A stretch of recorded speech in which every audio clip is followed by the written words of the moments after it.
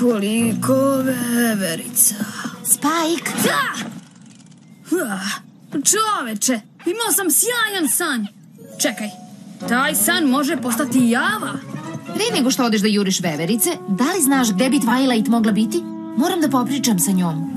Šta se desilo? Da li je opet dizala neke stvari u vis? Da, to je to. Ne znam da li je to ona, ali ako jeste, moramo da rešimo to što pre.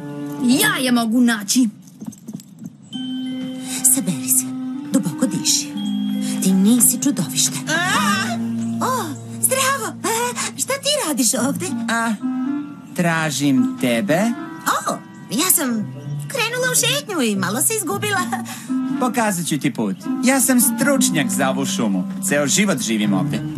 To mora da je bilo lepo, odrastati u kampu. Da, ali ima i loše strane. Kada sam bio mlađi, želeo sam da prodamo ovo mesto i da odemo da živimo u gradu. Stvarno? Imao sam 10 godina. Želeo sam da idem u tržne centre. Nikome ovo nisam rekao ranije. Mora da si posebna. I to ne samo zato što imaš grančicu u kosi. O, koliko dugo već stoji tu? Ne dugo. Samo sve vreme dok pričamo. Zašto mi nisi rekao? Izgleda